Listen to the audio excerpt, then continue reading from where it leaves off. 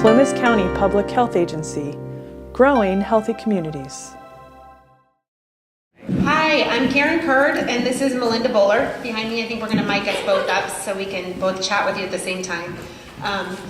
We are really pleased and delighted to be out here in California to talk to you all and share our story, and hope that you guys find it interesting and maybe pull a few tidbits out that you can find impactful or applicable to your sites as well. So as he mentioned, we are with the Midwest AIDS Training and Education Center in Indiana, so we're a long way from home. And it took us a while to get here yesterday. Let's see. We're going to go through, and we have objectives for this, but we at the end want to save time for question and answer so that we can get some information from you all about if there's anything we've missed. We're just going to kind of outline our story and what happened in Indiana and why it can be used as kind of a map for other places that have similar circumstances, which is basically everywhere. So these are the objectives that we hope to cover this morning while we talk to you all. We're going to describe the response that we had as an AETC to the outbreak in Indiana, and discuss the impact of the HIV outbreak on the community, local, and regional state level, and how it's really shined the spotlight on some of the areas that we needed to work on, and some of the communication and relationships that were really strong that we just built on. And then we'll hopefully explain the lessons that we learned. So we want people to learn from us because we really struggled through this and stumbled a lot as we went down the line. So if you're not familiar with what the AETC network is, this is a map of what the AETC network looks like in the US. There's AETC programming or a local partner, an LP, in every state. So we are representatives of Indiana, and we're in that Midwest region, which is the blue. So there's 10 states in our region. We partner really closely with them. We work with them. Our central office is out of Chicago at the University of Illinois in Chicago. And we work closely with our other states a lot. Sometimes we get to interact with the other AETCs and learn what they're doing, because a lot of times it's fun and interesting to learn what people on the West Coast are doing for HIV education. But basically, we're charged with providing education to providers, primarily not doctors, nurses, people who are on the front lines of providing infectious disease care, and hopefully we impact HIV care and improve it for those people living with HIV in our state. Locally at Maytech, Indiana, we're housed in what's called Eskenazi Health. Now, usually when we give this talk, it's closer to home, so people are more familiar with this, but we think it's worth mentioning our setup and where we're at. We are the county hospital, and despite that beautiful new building, it was in a really old building for many years. So we've been in this building for about 4 or 5 years. And we're housed there locally. They manage our grants. So we are in Indianapolis, which is the capital of Indiana. And we cover the state from top to bottom. And we go basically where the need is. But this is our local home. And right before we left, the building to the far left flooded from top to bottom. So we're in a bit of a state of chaos back home. But anyway, it's worth mentioning that we have a really strong network where we're housed locally, although we service any of the other providers throughout our state. But this hospital is typically known for serving populations who are uninsured, low income, and more of a safety net hospital.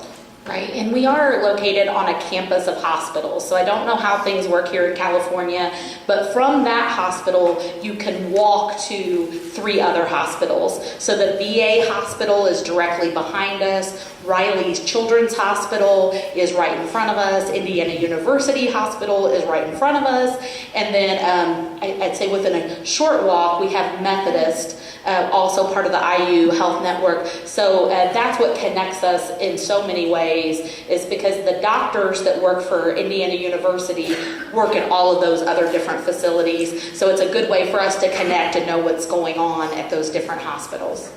So we're fortunate. We're in a resourceful environment. We have tons of faculty available every day that we can walk to.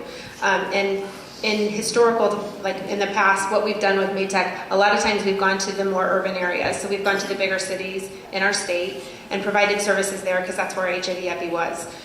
We'll learn here in a few minutes how quickly we had to get a hold of that learning curve and learn the rural providers and learn how it was that we could help them.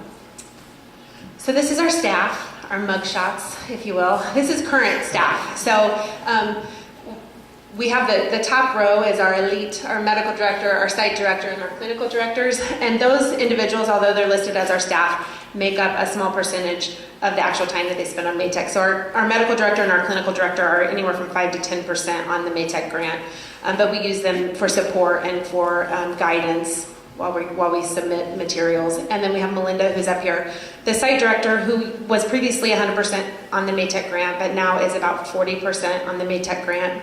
And then myself and our training coordinator.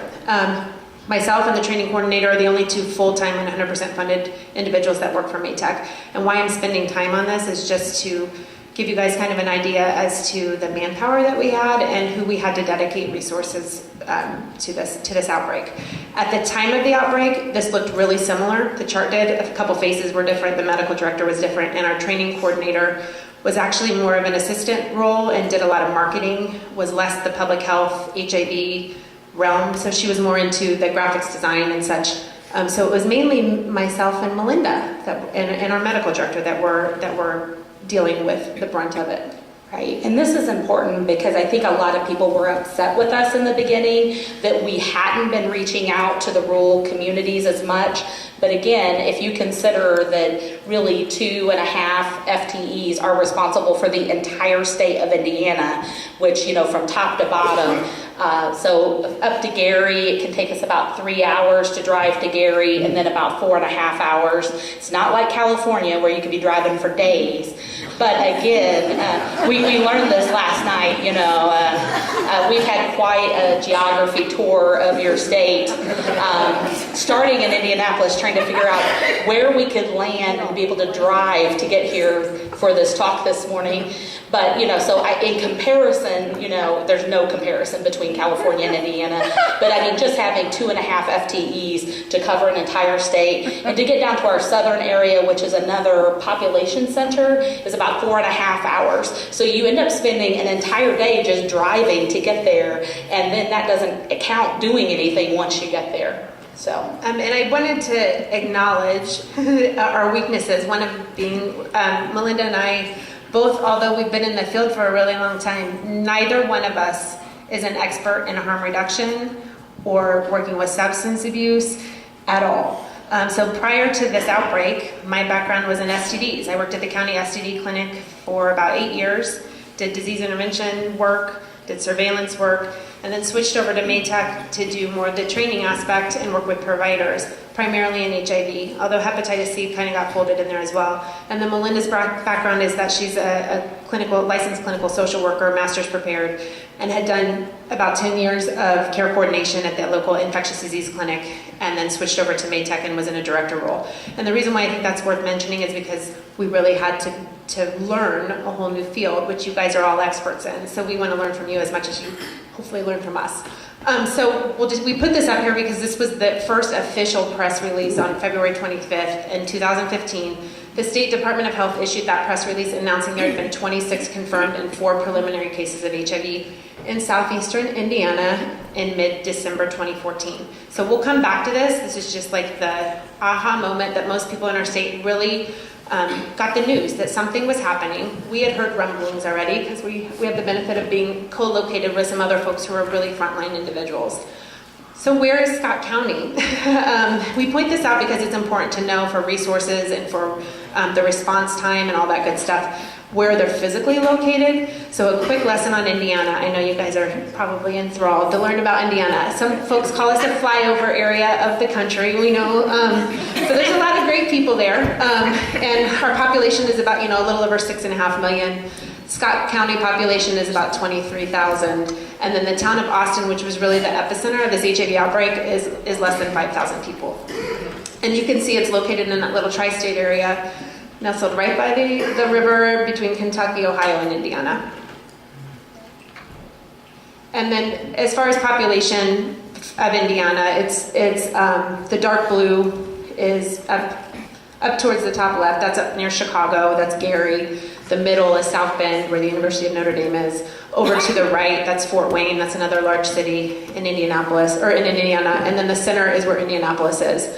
Down to the bottom left, that's Evansville. That would be another major metropolitan area. Major. Major for Indiana. Small M with And major. then down towards the bottom in the light blue and a little medium shade of blue, that's near where Scott County is. And the reason why the population is higher there is because it's basically a suburb of Louisville, Kentucky. So just across the river is a major city in Kentucky. Right, and then this little anomaly over to the side is just simply where our federal prison in Terre Haute is, because people often wonder, I think it's Putnam County, people always ask, why Putnam County? Well, it's where we're housing a lot of federal inmates, so anyone who has HIV who's a federal prisoner is in there in Indiana. And the other medium-colored counties are typically associated with universities. So we have Purdue University, Indiana University, Ball State that make up larger population centers in the state. But for the most part, a lot of rural counties in Indiana. We showed this map just because we wanted you guys to see the location of major interstates. And why that's important is because major interstate I-65, which is a major north-south corridor, runs directly through Scott County, right near Austin, right near the epicenter of this HIV outbreak. And what that can facilitate is drug trade. It also raised the possibility of commercial sex work if there's truck stops near there, and the concern of spreading HIV along that interstate corridor was one that was brought up quite commonly. Yeah, when Karen and I were growing up, our license plate read the crossroads of America. And as you can see by this map, we really are a crossroads. We've got a major north-south corridor coming through, and then a major east-west corridor coming through. So there has always been a lot of drug trafficking through our state, usually trying to get somewhere else, to Chicago or to the East Coast or to the West Coast. But they do drop product all along their path. And then again, the sex work and how it follows a lot of the trucking industry, that we found that to be an important element of this. And the other good thing with that interstate is that the resource-rich area of Indianapolis was readily accessible to Scott County in about an hour and a half drive. So we couldn't be there instantly, but we could be there and back in a day, which made it really easy. So why Austin? Why did this town have this outbreak and another one didn't? So this is actually a picture of Austin, Indiana. It's the main street, and that's about the extent of it. It starts and stops kind of where the picture is. There's a few buildings, in the forefront. There's a big church that actually ended up being a really integral part of where we could host things. It was a great event space, which is not pictured, which I wish it was. But right there to the right is the only provider that was in Austin at the time. And a lot of these folks don't have cars, so they can't get to the nearby Scottsburg facilities. So as far as health indicators for Scott County, we looked at this, why did this happen in this county? Well, when you look at these numbers, it's not hard to understand that it was, maybe inevitable that something bad could happen. As far as length of life, they ranked 92nd out of 92 counties in Indiana at the time of the outbreak in 2015. The quality of life was 91st out of 92. And I already mentioned this, that they only had one healthcare provider and no ID specialist available in the town. Yeah, and it wasn't even just HIV specialists, it's specialists of any kind at all. Dr. Cook, who has been in the media a lot, this is his practice, and he had a couple of nurse practitioners and physician assistants. But he opened up his practice to care for a lot of these folks with HIV. But even that wasn't welcoming. The clients he was serving otherwise weren't real happy about that. They wanted those people to go somewhere else, but there was no place else for those people to go. As far as socioeconomic challenges, they ranked 91st out of 92 counties for socioeconomic factors, and 28% did not graduate from high school. And 25% of the children lived in poverty. I remember one of the initial conversations that we had with one of the physicians in the town saying that they get to about middle school, and then you could kind of see the lights go out where they were realizing that maybe there weren't a lot of opportunities for them in this town, but this is where their family is and this is where their life is, and then that's what kind of made the step into addiction or into drug use almost a given, I guess, for some of the folks. But he said it was really sad to see all the hope in some of the grade school kids, and then once they got to high school, it just, the reality of the situation kind of became clear.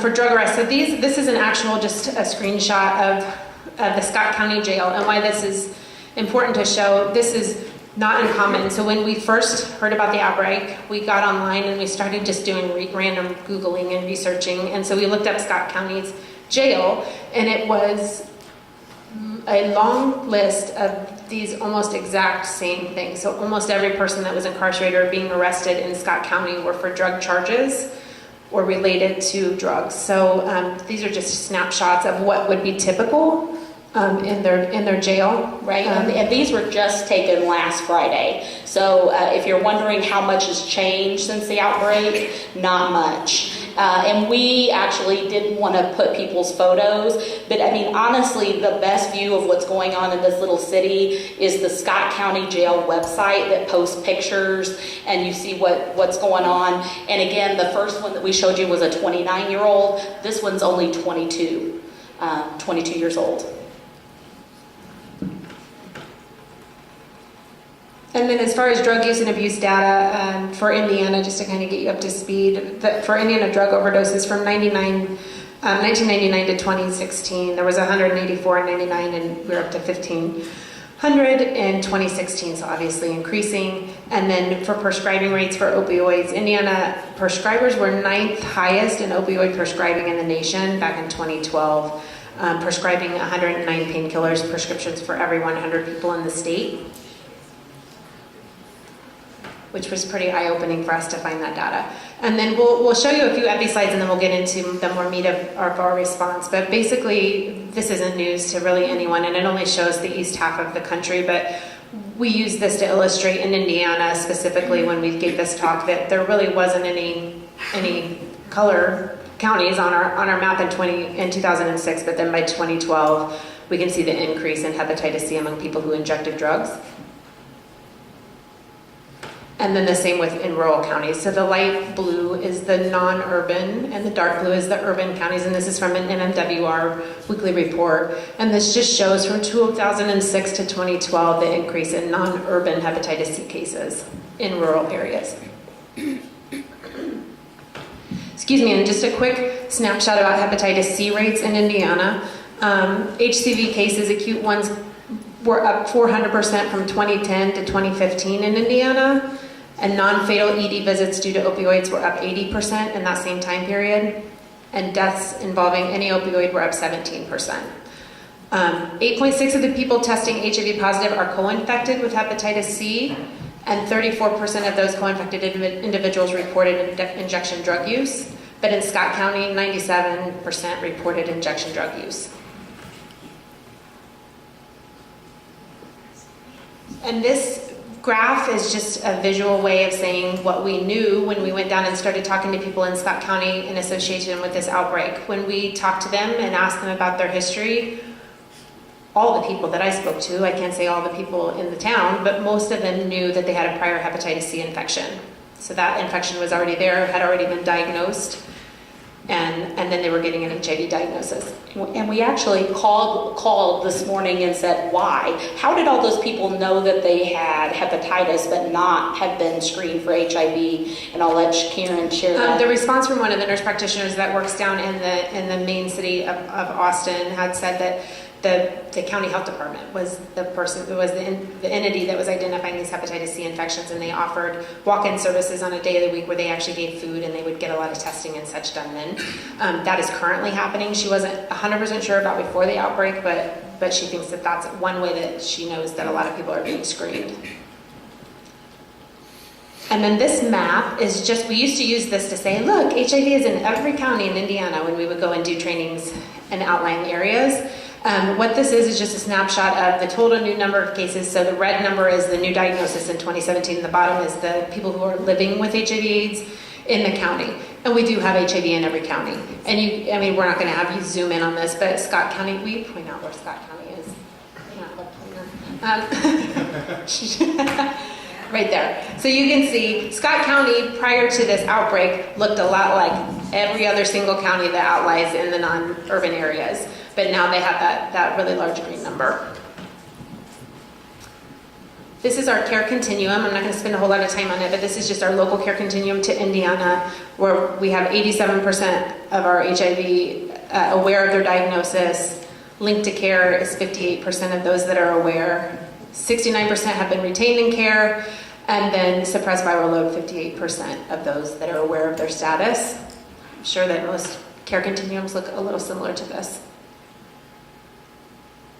And then I'm going to turn it over to Malinda to start walking through the timeline of the events, and we'll just kind of describe what was happening and then what we did as an AETC to respond to it in the best way that we could.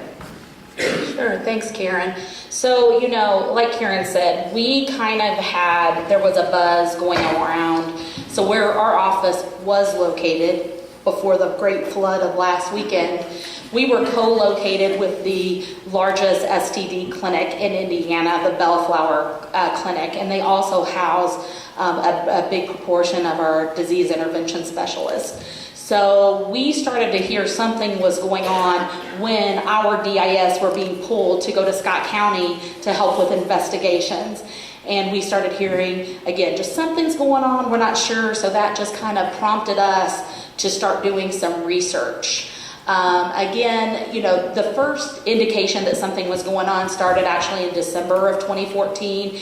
And so you see it took the state health department a while from December to February to really determine that we had an outbreak on our hands. But again, we just sat back and said, wow, that's weird. Because in the 5 years prior to this, they'd only had 5 cases. So what's going on? We started looking at Scott County because honestly, we didn't know much about Scott County and what had been going on. It raised concerns for us about the resources for HIV care. So, of course, if you live in a metropolitan area in Indiana, you have pretty good access to HIV care. But once you get outside of that, it's difficult. A lot of people are traveling hours and hours to get to HIV care. And prior to the Affordable Care Act, we had a statewide insurance program for people with HIV that actually allowed them to go to other states if it was closer. So if you live like 10 miles from an Illinois clinic, the insurance company would let you go to Illinois, or the same thing with Ohio or Kentucky. But with the ACA and these marketplace plans that we had to move everybody to, that's not the case. You have to get your care in Indiana. So then that changed people's world in a big way because people were driving long distances then to be able to access medical care. And it doesn't take too many barriers before people just aren't accessing care. What am I supposed to do? I'll be your clicker. I did click it. See, I touched it, and that's what happens when I touch it. She is a bit of a jinx. I'm not traveling with her anymore. Yeah, I don't know why it's not. All right, so by February of 2015, we were up to 26 cases, 4 preliminaries. So that's when we really started partnering with our DIS that had been deployed in the area to find out, hey, what's happening? What's going on? What's the real story? And again, started putting together a database and list of places where people could get care. So they didn't have any true infectious disease specialists, but they had a lot of internal medicine and family medicine doctors who had been providing HIV care for a long time. And they hadn't really particularly been on our radar. So again, we were able to get those lists together.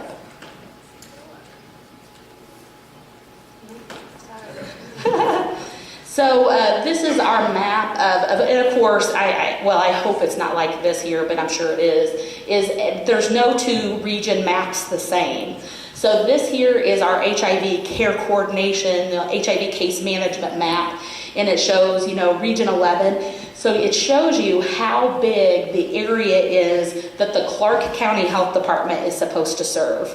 Do you think that the Clark County Health Department had enough people to be reaching all of those counties on a regular basis? No way. So by March, we are up to 74 confirmed cases. They have now officially declared a public health emergency. They established an incident command center. It was kind of like, your disaster response type stuff. A public health awareness campaign comes out. We really didn't realize how bad that was until we were looking at it last night. And again, I know this is like being taped. Please don't show this to our state government. Because you'll see why why we think it's not the greatest campaign in the world. But again, you have to look, like people were coming up with stuff on the fly. It was a rush to get things out. But I had the opportunity to actually go down to a town hall meeting at Scott County when they issued this public health emergency, and the audience was filled with farmers, people who were on the city county council, the mayor, judges, all the way down to like parents of people who had been impacted. So it was a wide variety of people. We connected with 2 local doctors, Dr. Cook and Shane Avery. Dr. Avery is the guy who was delivering all the babies in this area. And again, he was taking care of some of those initial pregnant women with HIV. Began fulfilling training requests. So as you can imagine, our state health department was just overwhelmed by the number of requests for training. So then this is where we had to really get out of our comfort zone, because again, prior to this, we were training doctors, nurses, physician assistants, some case managers, some substance abuse, some mental health, but primarily what we would call as Big Six. All of a sudden, we were training, Department of Child Service workers, we were training law enforcement, and we were just participating in a lot of meetings.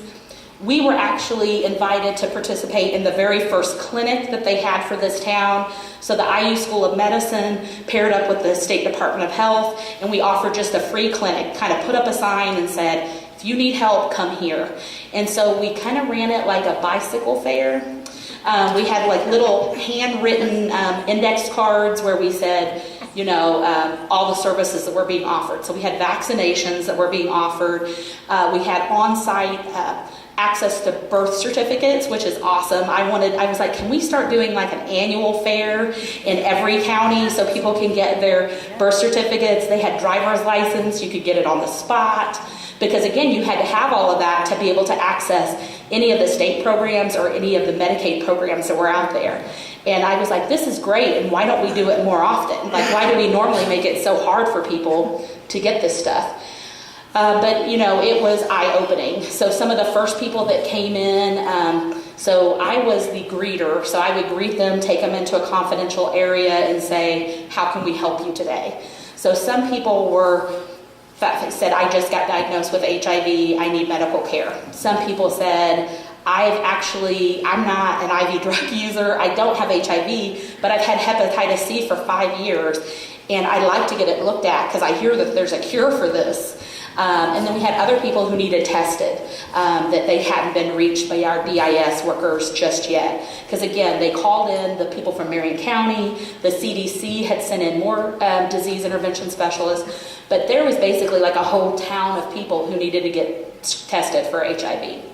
And at that clinic, there were 2 ID physicians that came down with us. It was organized by the State Department of Health, and they did a lot of planning. It was kind of like, what do you have to bring? And we would pull out pins out of storage and some clipboards, and it was throwing it all together. And the docs went down and saw patients who otherwise wouldn't have that link to an infectious disease provider, and they could start them then on an HIV regimen then and get them linked into care.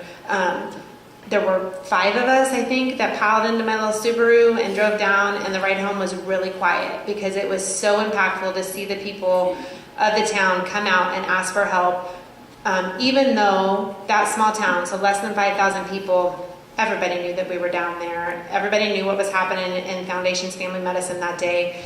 And to have the courage to walk through that front door, just getting them inside, let alone the fact that we had about a 4-hour turnaround time from when they had last used to when they needed the leave. Not that they were in there for 4 hours, but if they had taken an hour or 2 to get there, we knew that we had to stop what we were doing and let them leave, let them come back when they were ready, and we were there for the day. And to say that day, probably of this whole experience, was the most impactful to me, to sit down across the table from somebody who just geographically was born an hour and a half south of me and just was into this circumstance and needed help. I wish that as all the stigma kind of grew, that we could make everybody sit down with the individuals who are coming in and asking for help, to really feel the impact on this little tiny community is an understatement, for sure. Yeah, and we met a lot of parents because, of course, there were a lot of parents dragging in their kids who had been diagnosed.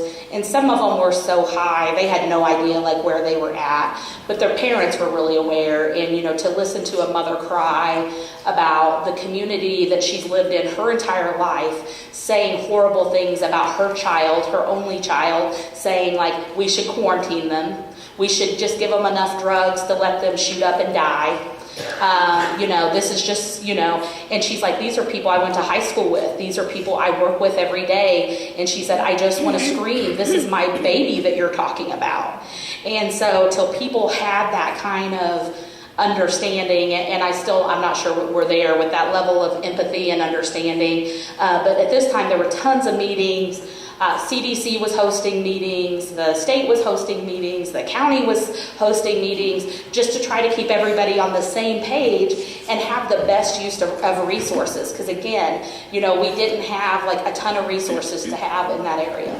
And again, to mention how overwhelming it would be for a tiny little town that doesn't usually have much outside influence and people swinging in through their city. It wasn't like a tourist destination, but to have an influx of people who had really good intentions, but also could have, you know, been perceived as way overwhelming and kind of coming in and running the show. And we'll talk about here in a second how they transitioned into making it more of a county run or local run response and action plan moving forward. I thought I would. Oh, did it work? Oh, yeah, go back when it started working. Right on. All right, so this is that media campaign I referenced. And they did these all along the interstates primarily. The one on the left, they get tested for HIV. And I guess they were trying to say, like, you are not alone kind of thing. But, you know, this one on the right, like, what were they hoping? Like, somebody was going to see that and say, oh, I see the errors of my way. I'm going to stop. You know, this has been a huge wrong life choice and I'm going to go back. But it's like, don't share these, don't abuse these. You know, again, I don't know if that was the message we should have been sharing versus here's where you can get help.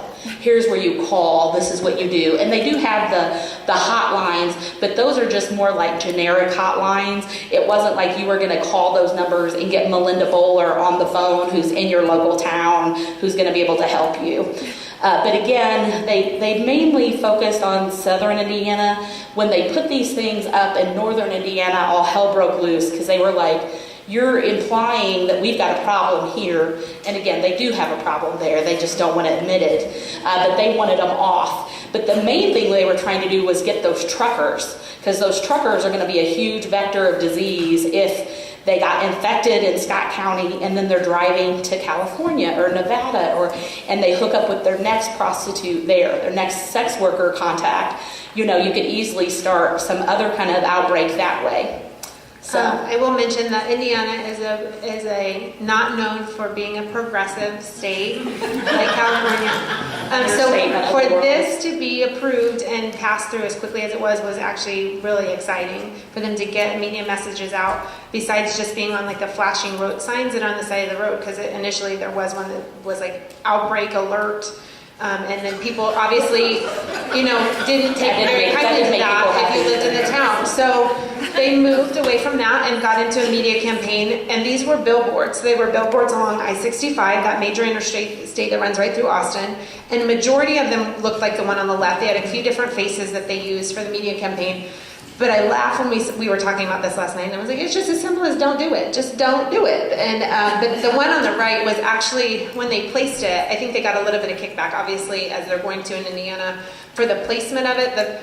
The one on the right, I remember being so far back in a cornfield off of the interstate that if you didn't know where it was and were looking to the right while you were driving, you almost needed your cheaters to see it way off in the distance, and you couldn't really make it out. But it's come a long way, but we have to, in Indiana, be kind to us. We do have to ease and do baby steps, and this was a step kind of in the right direction.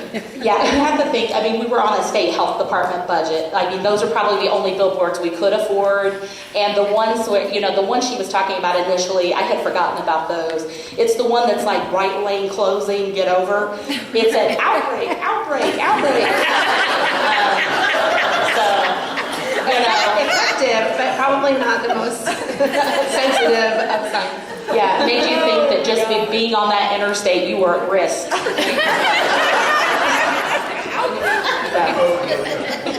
I love it. So, by April 2015, we were up to 136 cases. And again, this is devastating in a town of 4,200 people. The General Assembly passed a syringe exchange bill. So we were super excited because I've lived in Indiana my entire life. I never thought I would see the day that they would consider a syringe exchange. But in the beginning, it was very limited. It was just for Scott County. So Scott County got to be our little testing ground. And, we had a lot of different groups coming in trying to advise us on what to do and how to do it. Maytech was trying to convince them, go with people who've done it and done it well. So we were trying to pull in the New Mexico Harm Reduction Project, people that had long experience doing this, but they don't listen to us. They were kind of listening to anybody who showed up in a van who had syringes. And actually that happened the day of our one-stop shop. A guy shows up in a van and he starts offloading boxes of syringes on the street. And we're like, dude, it's not even legal yet. And you're doing it right up here with all this, police presence. And there wasn't an understanding of what people needed. Not every needle works for every addict. What were they distributing? So that got shut down real quick, but you should have seen all of the people running through the alleys with boxes of syringes because it was like Christmas, right? Because one of the things that we saw as we were at this one-stop shop was people were reusing syringes over and over and over. Some of the needles were a quarter of an inch long and really jagged. They had been, sharpening them on bricks and stones. So you can imagine the amount of infections they have and the amount of wound care that they needed. I'm a pretty straightforward person, and my definition of who needed a syringe exchange in Indiana would have been really easy. If you know what endocarditis is and you can pronounce it, then you qualify for syringe exchange. Because, to me, it's forget all that code and all those instructions. It's if you have somebody who, again, doesn't have a high school diploma and they can say endocarditis and tell you how many times they've had it, they should be getting some clean needles, right? That's just the way it should be. Some of the toughest trainings we did was with the jail staff. So that they wanted all of the jailers trained in how to do HIV screening or quit, so that people, because again, they're in and out of jail constantly. That little jail is at capacity all of the time. And I say little, but there's something like 60 people housed in there. And then they start farming out to surrounding counties when they get too full. So it was the worst training experience of my entire life, because these folks are not healthcare providers. They are not mental health specialists. They are not substance abuse specialists. They could care less about the people that are coming. Their job is to house people and punish people. So to try to convince them that they had some kind of a role in helping them was very, very difficult. I don't know if you have anything to I will say. I worked a lot with the jails in my previous job at the STD clinic, so I have a soft spot in my heart for jailers, and they were tough trainings for sure. Melinda's a bit of a stand-up comedian, and her jokes were falling flat as can be. Not a peep, not a sound, not a smile, not a nod. And it was a big room in that church where we first had one of our law enforcement trainings. And I get it. You put yourself in their shoes, and they're making arrests, and their concerns were, how do I keep myself safe on the job? How do I not stick myself with a needle when somebody tells me they don't have anything, and then I put my hand in their pocket and they do. So addressing really simple things like that and putting it into perspective for them, making them understand, hey, this is okay, we're going to help you be safer in your job. Keep doing something as simple as getting them sharps containers to have in their patrol cars. That made a world of difference, meeting them where they're at. And I think that through those trainings, I hope that we open their eyes to, these are people, citizens of your town, just like anyone else, and they deserve respect just as you do. So I had a soft spot in my heart for those jail trainings. And then when we did the DCS trainings, it was kind of the opposite. Melinda has adopted children and has been through the DCS system, and she did quite a few, and they were in surrounding counties, trainings for the DCS workers. Same thing, just addressing fear and concern. How do I help somebody? Who do they have to tell They're afraid their kids are going to get taken away. How do we talk to them about this? Doing really basic trainings like that are so far out of our, not out of our wheelhouse personally, but out of what the ATC funds us to do, and just really putting on whatever hat kind of came at us. Yeah, I would say, so one of the things, when we did our first training and we realized that they did not have adequate safety protective wear, so we worked with the state health department to get them some puncture resistant gloves. Like, it was like Christmas for the police department. The Bellflower Clinic had a ton of sharps containers like that they use on their mobile unit. They gave us those. We were passing those out. And we were just given like common sense kind of things like, explain to the person you're getting ready to search, if you drop your syringes in this thing, we're going to pretend like they didn't exist. If I reach my hand in your pocket and you put me at risk, then you're going to get a charge on this. So they started doing some of that kind of stuff, and I think it did help. And then trying to get them, again, to realize that these are still the people they went to school with, the people they go to the grocery store with, and all of that. But again, it also from the perspective, some of these folks can't stay out of jail for even a day. You know, they're just rearrested. So I don't have that perspective of I've seen them at their worst, 2 or 3 times a month getting arrested, and they're spitting at me and they're angry or they're sick because they're dope sick when they get in jail. So we partnered with the Department of Child Services. Like Karen said, this is something more near and dear to my heart, something I had actually shared with these jailers, trying to get them some, pull at their heartstrings. I'm pretty sure they had a heart, but I don't think I got to it. I ended up crying in front of the thing because, so I just signed up to be a foster parent. I wanted to kind of try being a parent before actually doing it, and wasn't really interested in having a baby myself. So anyway, the first call we got was actually for an infant who was born addicted to methadone and had some marijuana, and his mom was HIV infected and Hep C infected. So we fostered, and then we were getting really close to adoption for that baby when we got a call. He was 14 months old. We got a call that said he now has a sister. She was just born, and mom wasn't on any kind of methadone at that time. She was on street drugs, and it would be easier to tell you what she wasn't on versus what she was on. And she just showed up to the emergency room and said, I just had sex, and I think I'm having a baby. So that's how I got my second child. Again, 14 months, and then a newborn coming in. And then that's, it was a big eye-opener. But again, even though her life wasn't perfect and she didn't get the ideal care, she did enough to prevent these babies. Neither one of them have HIV, and neither one of them have hepatitis C. And so I always try to encourage people with that. Yeah, you can't save everyone, but I can name 2 people that you've saved just by getting her the services that she could get. Unfortunately, she's still out on the street. She's still doing what she's doing.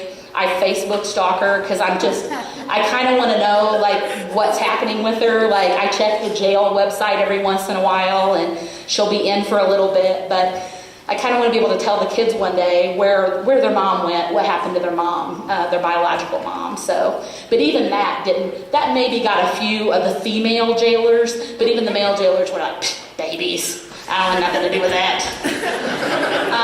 We partnered with Indiana Primary Healthcare Association. We got some of the FQHCs in the area, the federally qualified health centers, up doing HIV screening. But again, the problem with that we recognized right away is that they were going to do it as long as the state health department was providing all the testing supplies. But as soon as those testing supplies run out, we had no confidence that they were going to continue to do it, or even that they were really prepared to manage one if they got one that was a reactive. I will mention, as far as the law enforcement goes, we did have extreme support from the local sheriff, who was amazing and instrumental in getting trainings to his staff and being supportive of us coming out. They actually, we'll get into this in a second, but they have on-site care provided by IU, Indiana University Health. Physicians, they go down to the jail and they see people while they're incarcerated and help them manage their HIV. But he's been completely wonderful and a real help in, as far as keeping connected with law enforcement, as well as the local prosecutor that came to one of our trainings with law enforcement and made the announcement that there will be no charges for people who have syringes tacked on, basically. So it's okay to not tack that on for people who are getting new needles from syringe exchange. So that was really impactful to have the support of both of those individuals on a large basis. Yeah, and what gets these people, some of those jail things that you'll see, they have syringe charges with them, and that's because they had drugs in them when they got stopped. If they have drugs in them, they're going to get charged whether or not where they got them. So, by May now, we're up to, 159. We were exhausted because we were just doing training after training, and a good thing was it was a lot of repeat training. So the Department of Child Services, it was the same training, but again, it was just us going down. We were trying to order food to lure people in, and one time I ordered the pizza to arrive a day early, so that the police department called and said, why did 12 pizzas just arrive to our office? And I said, well, enjoy them. They were supposed to come tomorrow. So we recruited, and then this is when, Governor Pence, we don't like to take too much credit for him. He signed the syringe exchange.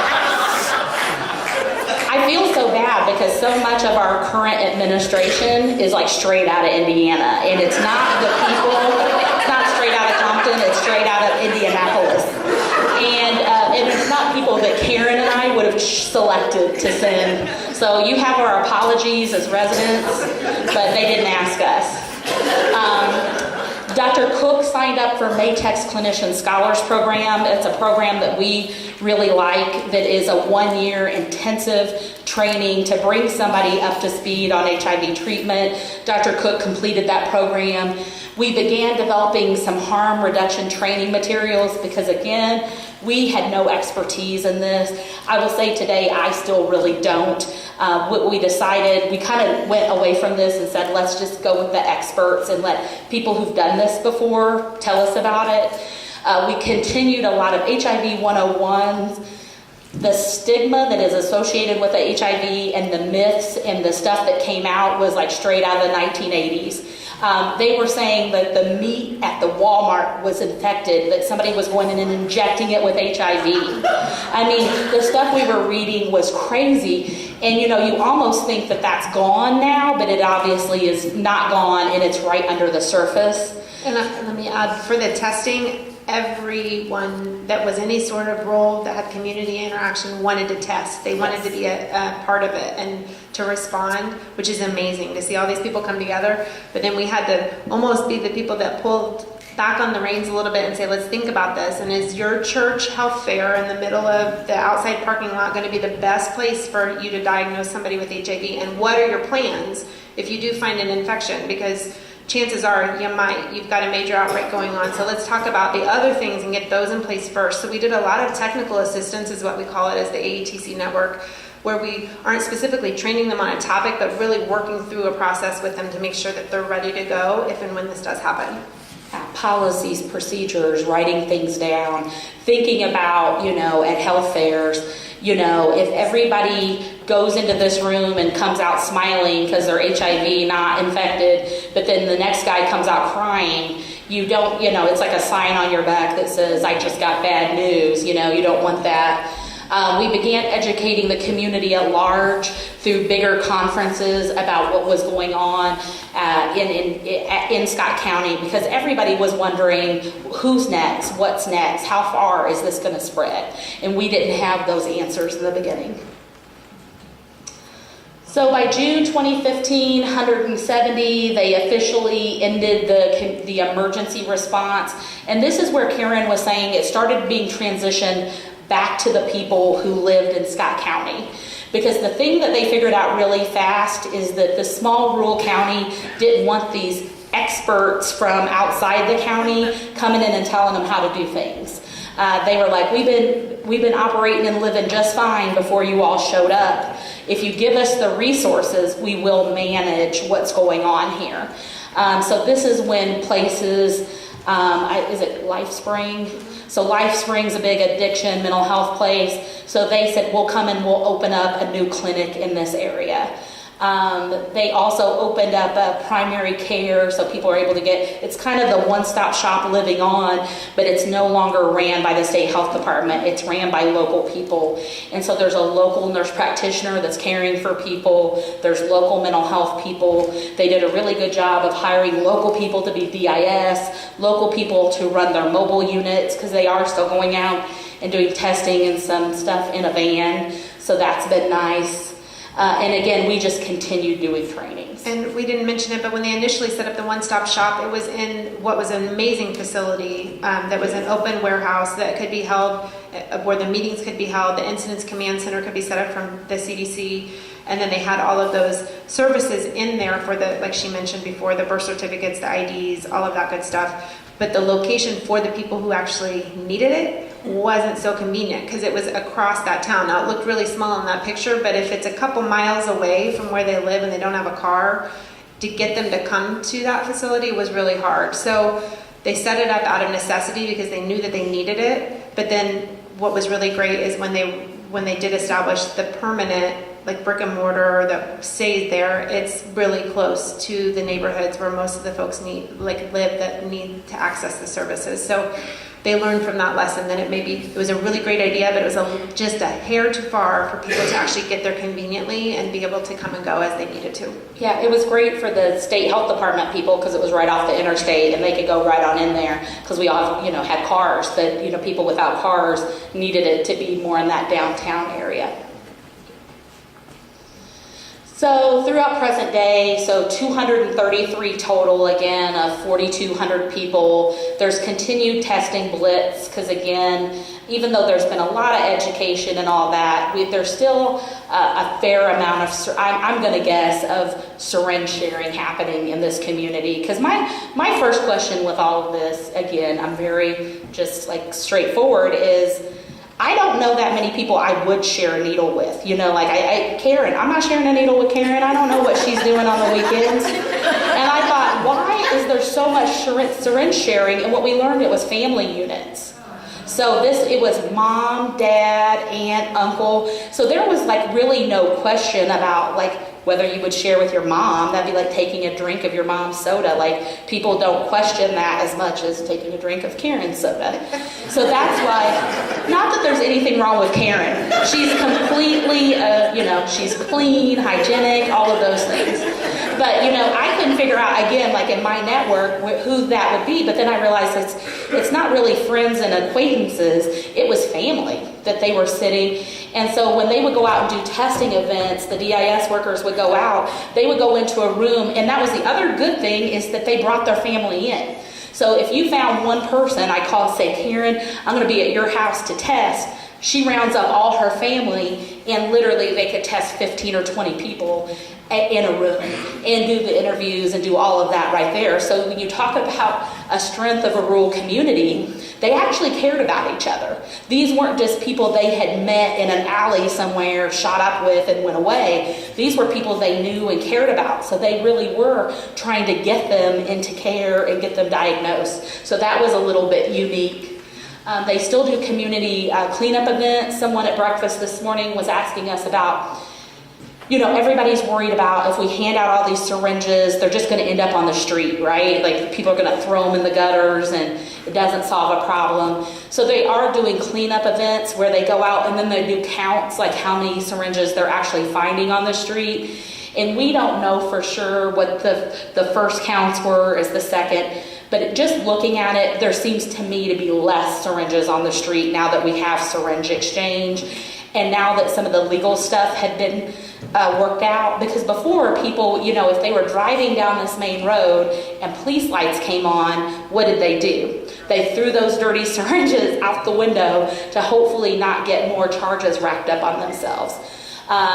They were everywhere when we first went down and they did a big cleanup. Karen was part of a big cleanup, just even a month ago? Yeah, about a month ago, the State Department of Health organized just called for volunteers who were still interested in helping the community. So we went down and volunteered in a small amount of time, and how impactful that can be. We got stopped by tons of residents that just said thanks, just speeding by in their car and would stop and roll down their window and say thanks so much for what you're doing for us. And that just really makes it all kind of worthwhile. But, still a concern, which you can't really fault the individual who's upset if their child finds a syringe in their front yard, and you have to kind of bridge the gap between the two and be able to talk to both sides and just do what you can.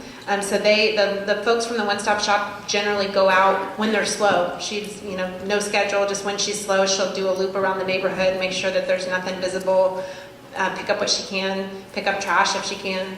And then they have the bigger, larger events that they hold. This is the only one that we've had this year, I think, but the first one was canceled due to weather, but really impactful. And they had us all wear the same shirt and all that kind of stuff, so that the community knew that we were here still supporting them and helping them clean those up. Yeah, because it was something we heard time and time again. Oh, you're just here for now, and then you're going to leave us.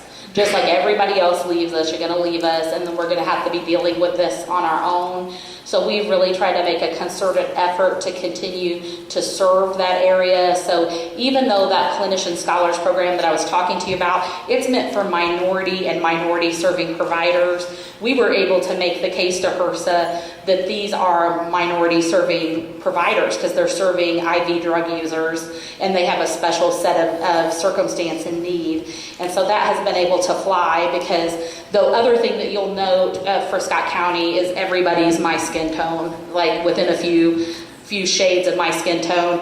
I think right now, I looked on that jail website and there's one African American man in jail out of like 80, and he's probably like, what the hell have I got myself into? He's probably wanting out of there in a bad way. It'd be my thought. And I will say, for the community cleanups, it was amazing. They have local individuals who are in recovery, who've gone through treatment, and they were group leaders. So my group leader were two individuals that were from the community, and they used those events as a way to interact with the individuals who are still using and assess their need and be there for them. And the power and the strength that those individuals just exuded on that day, I'm still in amazement of. They care so much about their community, and they have, they came from similar circumstances, and they know exactly what these folks are going through, and they care more than any person I've ever seen. So it was a really interesting way to gauge what's happening. She's like, we walk by this house once a week, see what's going on. If I haven't seen anybody in and out in a while, we'll pop our head in, we'll go in to make sure everything's okay. And the community knows them and they trust them. One of the things we don't get into too much, and it could be a whole nother talk, is the fact that as people went into access services at the one-stop shop and they were offered addictions counseling or treatment, if they were taken and put into treatment somewhere else, like in Indianapolis where they have more facilities, that's all well and fine until they return back to their community. And then where, like, the support, once they're back in that network, like Malinda mentioned, it's family members that's in their house that they live. So the amount of strength that it would take to stay in recovery and to be surrounded in that environment every single day is amazing. To see some of the folks who are success stories, and if you Google it, you can find folks that have, basically agreed to be interviewed by some of the major local or national news networks that are in recovery and doing exceptionally well. And although this is an unfortunate circumstance, this is probably something that might have actually turned their circumstances in life around. So. Yeah, so it's not like you can choose to go live on a different side of town in Austin. When you're in Austin, it's one town. Like whether you're on the east side or the north side or the west side, like you're still all within reach and still spending Christmas and holidays with your family. We again partnered with the Indiana Primary Health Care Association for some harm reduction training. Our Bellflower staff went out to New Mexico, met with Dominic Zerillo, got some of his training and information and brought it back. But again, just continued offering services. All right, strengths. So the good thing about Maytech is we were well respected. We had really committed staff. Like, no one was saying, hey, I've already worked 40 hours this week, I'm going home. Strong relationships, high levels of support, and geographically we were able to access everything that we needed to access. But our weaknesses is, we don't have enough staff to fulfill all the need. There was definitely, even though we're well known throughout most of Indiana, Scott County didn't know who we were and how awesome we are. Limited experience in dealing with the media. Oh my Lord. They were just showing up everywhere. I thought my minivan was like tagged because we would show up at the jail, they'd be right behind us. We showed up at that church where we were doing a big law enforcement training, and like Al Jazeera showed up and they're wanting to interview us, and I'm like, I don't even know that I'm allowed to talk to you, because I'm like, my hospital is going to be like, you didn't fill out 5 different forms and get approval. Like, I'm like, am I going to lose my job over, and being very careful, because it was very politically charged, because one of the things that had happened in this area was the Planned Parenthood office had closed, and some people were trying to make the link between the outbreak and Planned Parenthood closing. And I was like, listen, I love me some Planned Parenthood. What, none of these fools going to Planned Parenthood? The Planned Parenthood, yes, it should be open. It should be there. I want birth control, family planning, I want all that. But the truth is, none of these IV drug users were walking into Planned Parenthood for services. So even though it was bad, but of course that was the media bite, because Pence had, of course we don't want any family plan. We don't want to take care of other people's kids with welfare, but we also don't want to prevent pregnancies that are unplanned or unwanted. That's a whole nother talk. So we immediately had to start getting trained a little bit on that, and then just maneuvering the politics of a public health emergency. We went in with, we didn't want to be a chief. We wanted to be Indians, and I think that was a good approach. We weren't, and that's part of the reason we stayed away from the media, because if you spoke to the media, we left that to the state health department. They have a whole department to deal with that kind of stuff. And even the county health department, they kind of stayed away from that too. So we were like, just tell us what to do, what do you need from us, and try to stay out of that. But there are a lot of politics. I'm sure you guys are familiar with AHF. So they came and showed up in Scott County, what is it? AIDS Healthcare Foundation. I think they have a lot of clinics here in California, but they showed up, and then that set off a big firestorm of who are you and why are you coming here, and they were trying to set up a pharmacy and all this other crazy stuff, even though there were 2 pharmacies within arm's distance who were willing to order the HIV medications and have them on stock. AHF came in and wanted to build a new pharmacy. And they provided one crazy nice mobile unit. I would live in that mobile unit that they provided, but just saying. So that's it. So just, this doesn't really mean anything to you, but just the number of trainings that we did. We did 22 programs compared to, we had done 8 in a normal April. 50 hours of training, 719 people, and that's just on level 1, like this, me coming and talking to you. But technical assistance, lots of hours on that, helping with people with policies, procedures, and things like that, and touched 129 people in that way. Capacity building, so we were pleased that when we left, the Scott County Jail was able to offer HIV screening to all their inmates. Law enforcement was better prepared, had a little bit more, we kept saying, I know you're worried about HIV, but you've been living in a town where everybody has hepatitis C. How many of you have gotten hepatitis C? And they were like, nobody. And I was like, so then it's chances are you're doing everything right and you're going to be fine. I said, as long as you don't have sex with the people you're arresting, which, if you read the news, that happens sometimes too, but don't have sex and don't share needles and body fluids, you're going to be fine. Medical providers are more aware of all the resources that are available. The Department of Child Services is better prepared, because I'm sure it's the same here, but most of the children that are in DCS custody, it's all drug related. It's mom had a positive drug test when she delivered, or there's some neglect related to drug use. So getting those people trained was key. And then more volunteer groups, again, churches who wanted to be supportive. So they all wanted to start, like Karen said, they all wanted to start testing programs. But we were like, well, maybe you could do a dinner. A dinner would be just as impactful.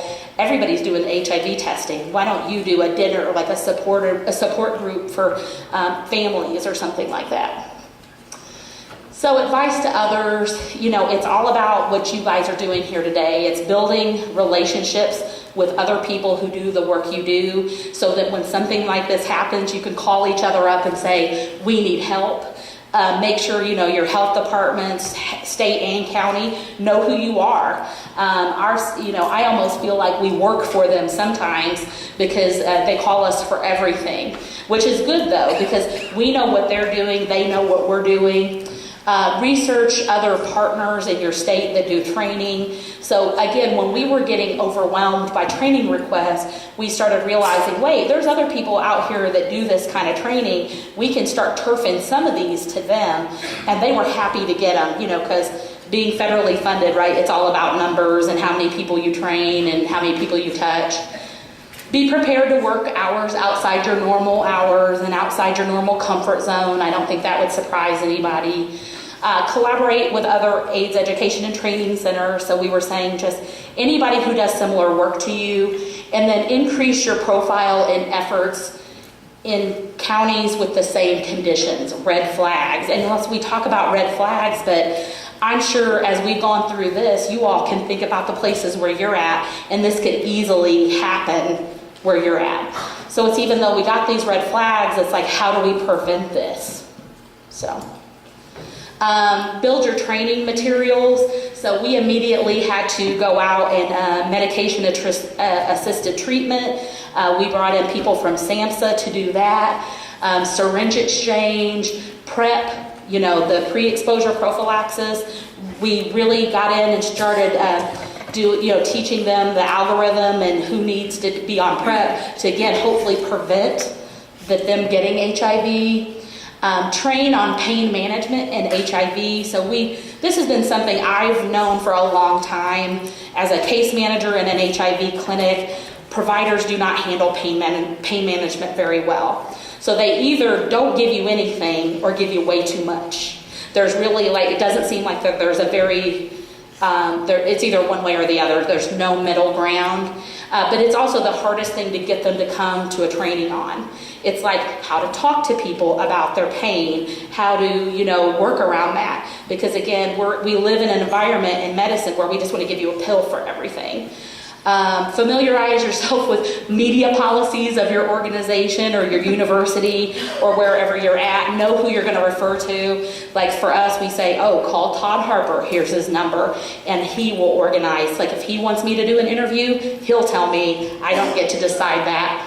And be prepared for just an overall increase in all training requests. Again, when those things go out about, HIV being injected into the meat in your local supermarket.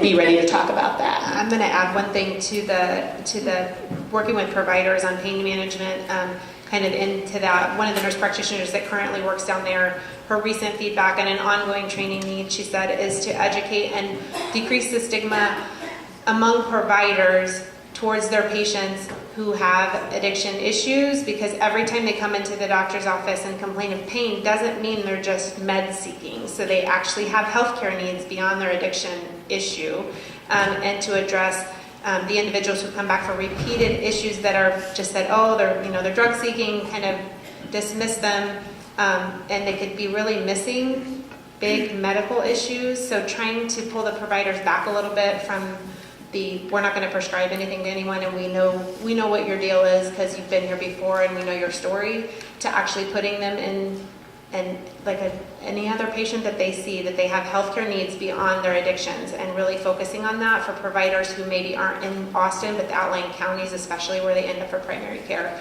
because there are some missed opportunities for intervention on things like bone cancer or something like that. Like she was really frustrated and said, that's one of the things I see is people who come to me and they end up at my doorstep because they've been to their primary care provider multiple times and been dismissed because of their prior history. Yeah, and that lady she's just talking about actually ended up dying of the bone cancer, that if somebody along the way would have taken her in for a CAT scan or an MRI, would have seen that she was really in pain. Bone cancer is one of the most painful ways to die, and they had been treating her like an addict. You're an addict, we're not giving you anything. And then the silos that are in all of our agencies, ours was really bad. Karen, when she came over to work with Maytech, she says, so you do realize that HIV is an STD, right? And I was like, well, yeah, but we're special. Because, everybody, because she's like, in my world of STD management, we treat HIV like everything else, but in our world, it was special and different. And we weren't really connected that well with the disease intervention, prevention, things like that. And even though at the state health department, they were all in one area, they never met, they never planned together. We even had separate planning bodies. We had a prevention planning body and a services planning body, and now that's all been combined. So if that's one thing that has come out of this, now I'm not saying we're doing it right, because I still am not sure exactly what we're doing when we go to these planning meetings.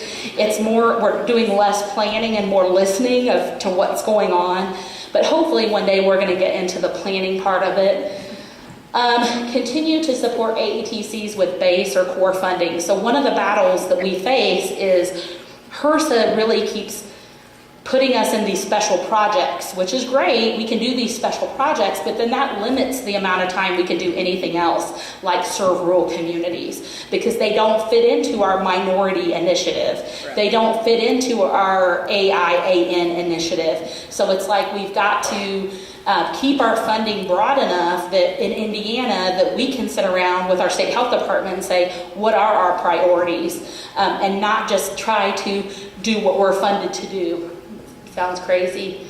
And then increase access to testing and prevention services. So even though, now we've started doing more Hep C screening. I'm sure everybody has. But now what do we do with them? Because now if you have HIV in Indiana, you get treated. You can, through Medicaid, you can get treatment. But if you don't have HIV, you have to be like a fibrosis score of whatever, and you have to be really sick before you're eligible for treatment. There's some lawsuits going on saying we can't do that.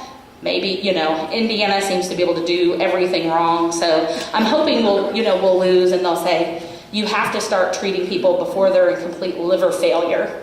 And just access to that Hep C treatment and PrEP. PrEP's been around since 2000, it's been 5 years, about 5 years. We're just now really starting to be able to access it. And then the people who are accessing it are just your white middle class people. We're still not getting people of color. We're not getting our low income people. And again, I think it's because they don't know about it or they think they can't afford it.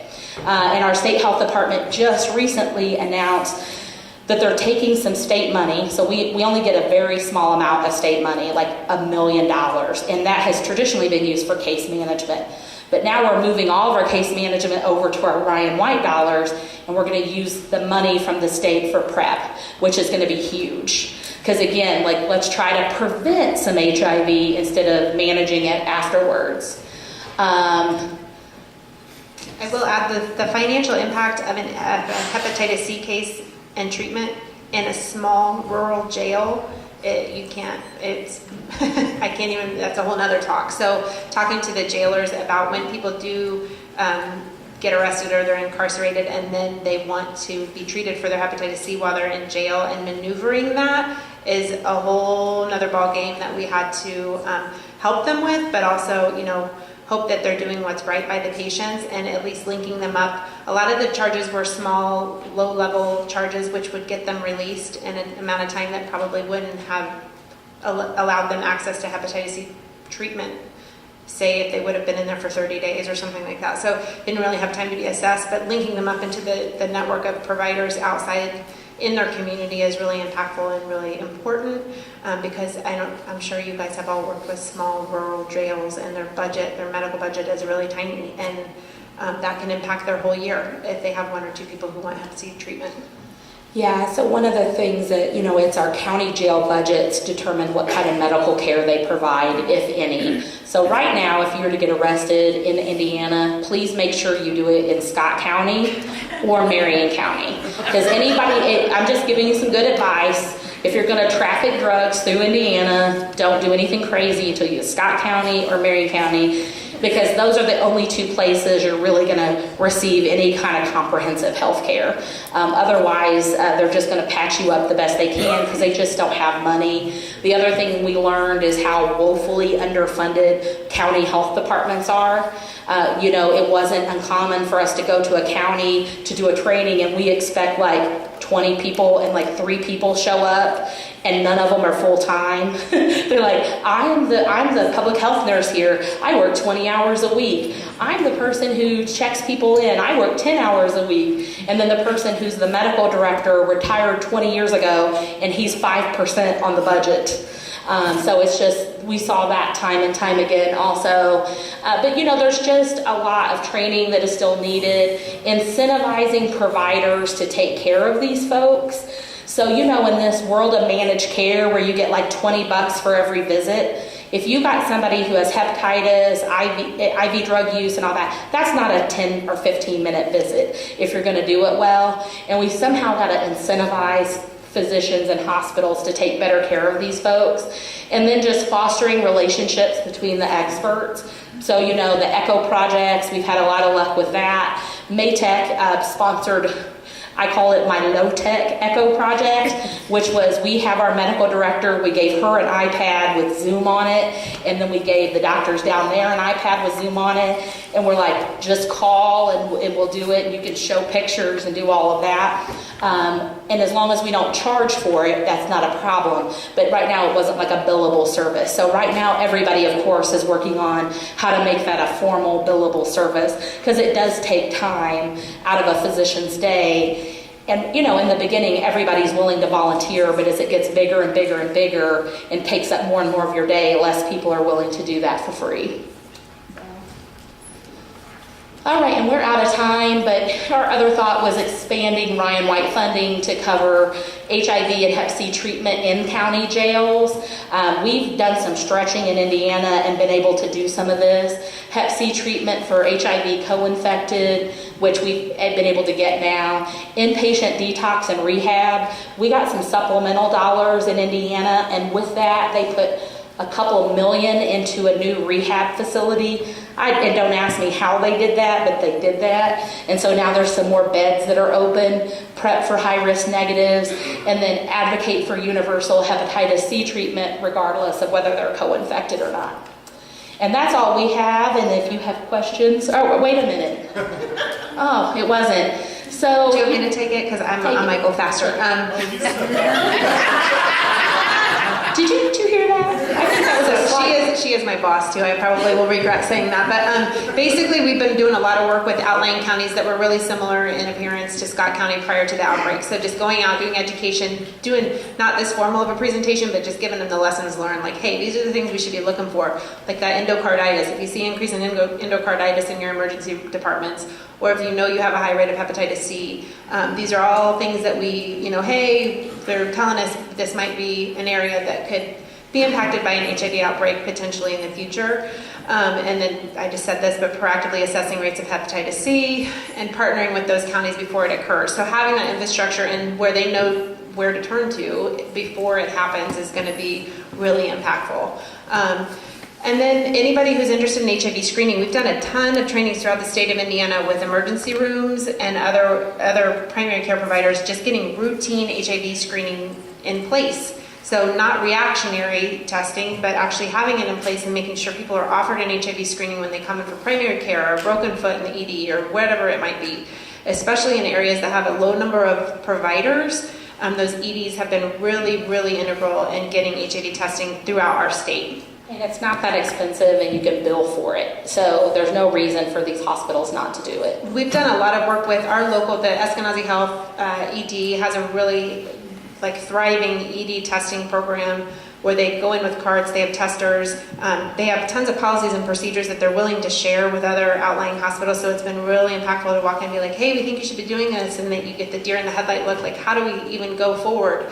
Here's a whole list of policies and procedures that you can just change and put your name on and morph them into what you need. So it's been really, really helpful to have a great program to use as our guidance. And then supporting harm reduction activities. You can go into the next slide because I think it goes into the map. So these are the counties that currently offer syringe services in Indiana. As it's set up in Indiana, the county health commissioner has to basically just declare a state of emergency or high rates of hepatitis C in their county and get it approved county by county. So you can see Scott and Clark County, the two at the bottom, that's where this outbreak occurred. So they have syringe exchange up and running through the one-stop shop, and it is accessed, used on a regular basis. Marion County is in the center. We like to consider ourselves like the trendsetters of Indiana, I guess, because we're the major metropolitan area, but we were basically the last of this list to go ahead and add that. That was a recent activity that happened just a few months ago where they actually came out and said Marion County was going to approve syringe exchange, and they're still working out how that's going to happen. It's going to be a mobile unit initially, and then they're trying to be really thoughtful about where they put the actual physical locations. So we've been involved a little bit, not too much, but a little bit in the planning of that, just kind of keeping an ear to the ground as to what's happening. Yeah, most of the county offices seem to be right across the street from the police department, which is not a really good place to put a syringe exchange program. And then, interesting enough, Madison County, which was listed on that map, they have gotten approval for a syringe exchange program, lost it, and then reapplied again in the time that this map has been done. And that's the kind of just catty corner to Marion County. And what happened is, so they get this all approved, but the county prosecutor did not want syringe exchange in his county. So he worked with the county commissioners and basically wouldn't approve their budget to do the program, even though the money was not county money, because basically his message was county taxpayers are never going to pay for clean syringes. Well, they never were paying for clean syringes. It's not allowed. So we had private foundations paying for the syringes, and they were still able to get it shut down. And then a local mental health provider came in and said, we'll do it outside of it, because it didn't have to be a county agency that did it. So they got it approved again, and now the budget all goes through Aspire, so it's up and running again. But I suspect there's always a way to shut these things down if somebody's dedicated enough. I think that's it. And we are out of time, but I don't know if we have time for questions. Okay. Plumas County Public Health Agency, growing healthy communities.